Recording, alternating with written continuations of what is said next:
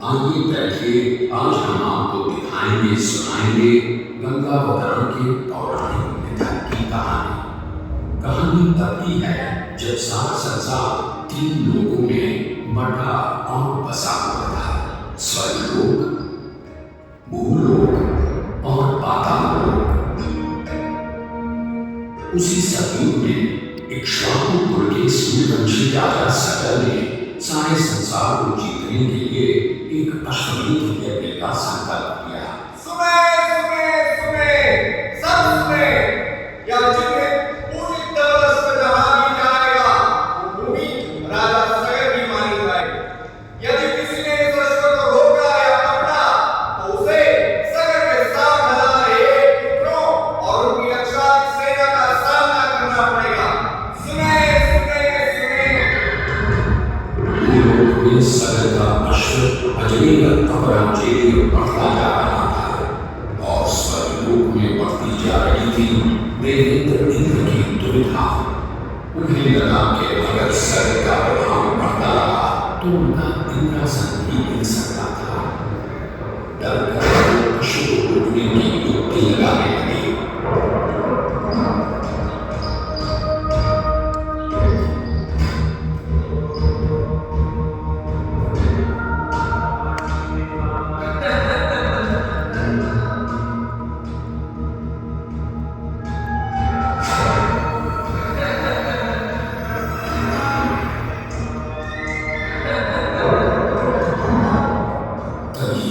घोड़े की रक्षा को निकले 7,000 सगर पुत्र वहां आ पहुंचे। ऋषि कवि के पास घोड़े को बंधा देख सगर पुत्रों ने ऋषि को घेर लिया।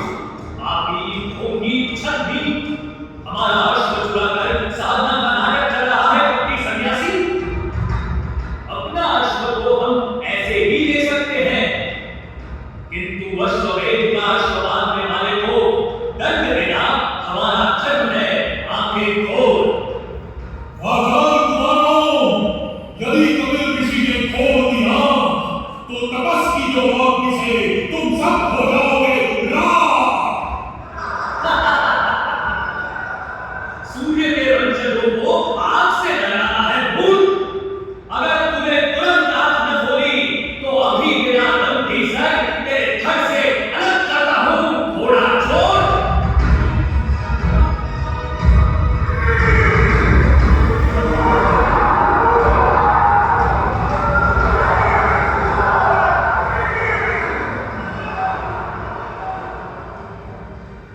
उधर सगर चिंतित थे, न अश्व का कुछ पता था, न ही उनके 60,000 पुत्रों का कोई समाचार। पिता की चिंता देखकर उनका प्रिय पुत्र अंशुमन भाइयों को ढूंढने चल पड़ा। कपिल ऋषि ने आंख खोली तो सामने राजकुमार अंशुमन था। अंतर्यामी ऋषि सब समझ गए। उनसे सच जानकर अंशुमन टूट गया। अपने भाइयों की ओर से मैं आपसे क्षमा मांगता, किंतु आपको ही उन्हें वापस जीवन दान देना होगा। मृतकों को जीवन नहीं, तर्पण की होती है आवश्यकता। मृत्यु का इलाज कोई नहीं कर सकता, किंतु मेरे कोप की युगाग्नि से भस्म लोगों का आसान नहीं होगा तर्पण।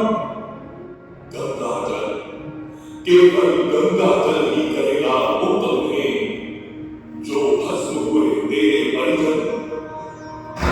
गंगा, गंगा किसका नाम है शिव? स्वर्ग की सरिता है गंगा, विष्णु के चरणों से पैदा ब्रह्मा की पुत्री है गंगा। विष्णु के पैरों से पैदा ब्रह्मा की पुत्री। मैं कुछ समझा नहीं श्रेष्ठ ऋषि।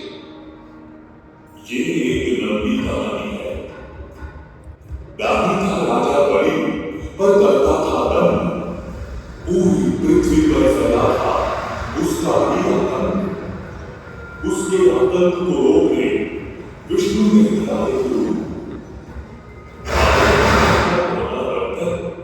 पहुंचे जहां था भूल। सारे दरबारी पौने ब्राह्मण बलि से, पर बलि ने जब उसे दान मांगने को कहा तो उसने कुटिया बनाने को केवल 3 बार भूमि मांगी। पर जब पौने ब्राह्मण ने भूमि नापनी शुरू की तो जैसे भूचाल ही आ गया।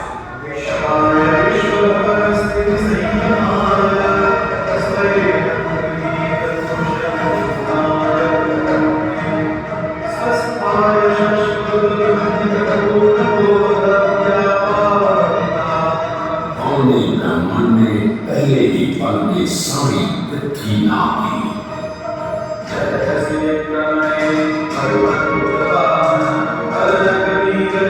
वामन ने दूसरा पग जब स्वर में रखा तो ब्रह्मा ने उनके चरण धोए।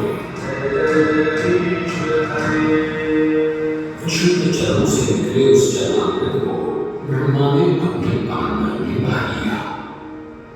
बनी, अब बता, तीसरा अवतार कौन? मैं जान गया हूँ, आप ब्राह्मण नहीं, स्वयं विष्णु है। आप अपना तीसरा चरण मेरे सर पर रखिए ब्राह्मण देव।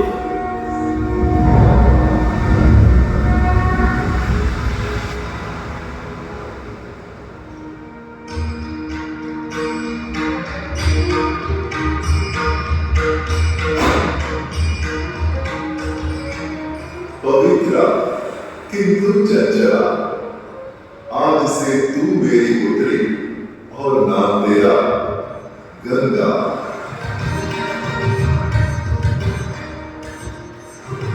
पुत्री पाकर ब्रह्मा बड़े प्रसन्न थे। तभी स्वर्ग में आना हुआ ऋषि दुर्वासा का। बेचारी बालिका गंगा, उसे कहाँ पता था दुर्वासा का क्रोधी स्वभाव। चंचला गंगा, यदि तुझे स्वर्ग में भंग करना है ऋषि दुर्वासा का ध्यान, तो तू भूलोक में जा, वही पतित पृथ्वी है अब तेरा स्थान। क्षमा क्षमा ऋषिवर, गंगा है अभी अमृत, कैसे झेल पाएगी वो आपका श्राप और क्रोध? भूलोक तो इसे जाना पड़ेगा, किंतु ना आज ना भी। जब इसका बुलावा आएगा तब जान जाएंगे सभी। और फिर वापस कब आएगी मेरी बेटी? पृथ्वीवासियों को अपने जल से धोते धोते जब यह स्वयं दूषित प्रदूषित हो जाएगी, तब गंगा धरती पर और न रहने पाएगी और वहां से लुप्त हो वापस स्वर्ग आ जाएगी।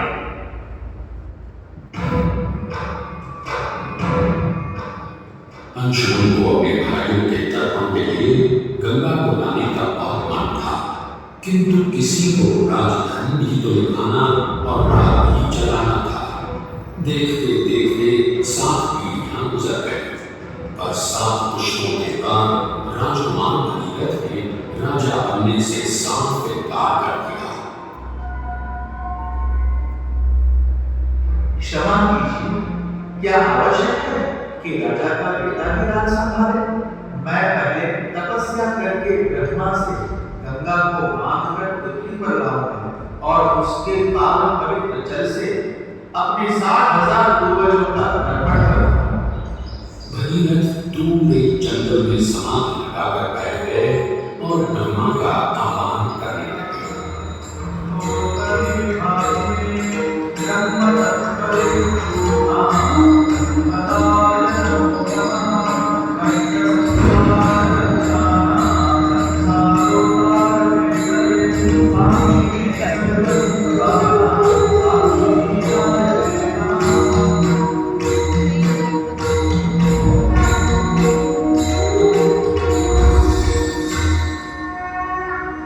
पुत्र भगीरथ, हम तुम्हारे तप से प्रसन्न हैं। बताओ, क्या आशीर्वाद चाहिए? भगवान, मेरे पूर्वजों के तर्पण के लिए मुझे आपकी बेटी गंगा चाहिए।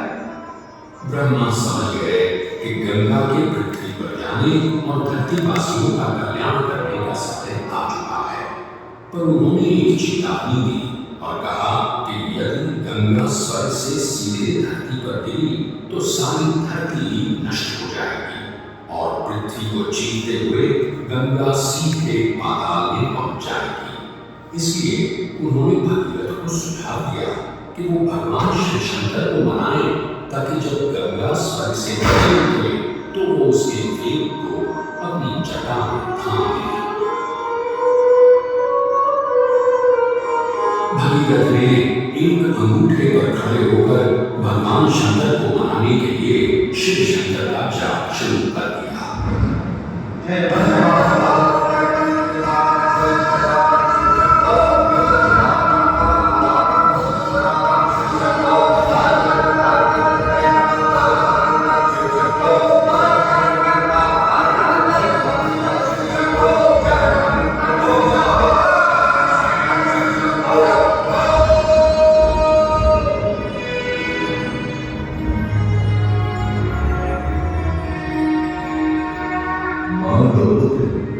कोई भी वर मांग लो आज।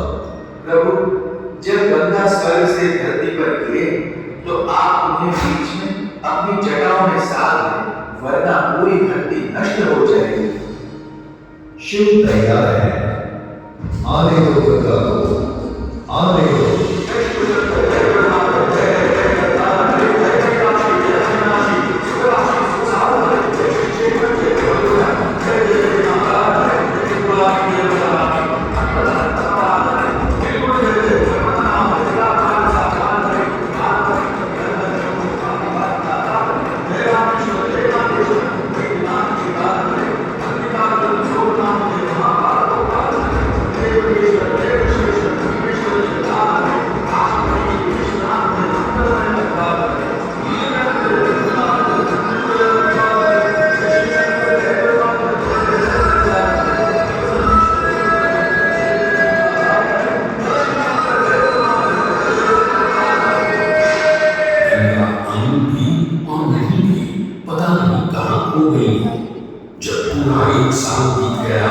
भगीरथ ने शिव जी से पूछा।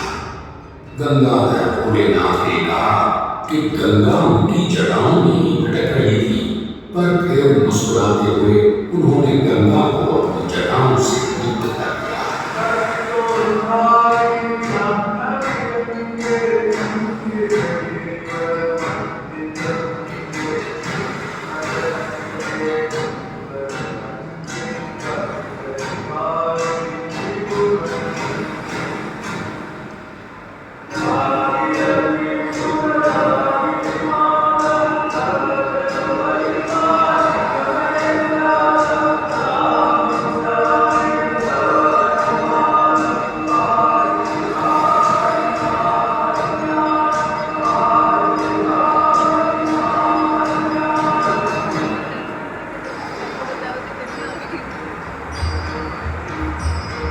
गंगा ने भगीरथ के साथ गंगा सागर जाकर सगर के पुत्रों का उद्धार किया और साथ वो भारत की सबसे महत्वपूर्ण नदी बन गई, जिसका भारत के जीवन में धार्मिक, आर्थिक, सामाजिक, ऐतिहासिक परिणाम अनंत है। गंगा के 2500 किलोमीटर के सफर के बीचों बीच बसा है बनारस। यहाँ आकर गंगा भी दिशा भूलकर उत्तर वाहिनी हो जाती है, और अक्सर पाठ बदलने वाली गंगा ने आज तक कभी बनारस का दामन नहीं छोड़ा है। यहाँ गंगा पर युगों से बनते, संवरते, बदलते घाटों की छटा बनारस को एक अलग ही रंगत देती है लबे गंगा के कायम सदियों से ये पुरवकार, हर हकीकतमंद का ये शहर है दारोमदार। अनगिनत है रस यहाँ के, कैसे कीजिएगा शुमार, आइए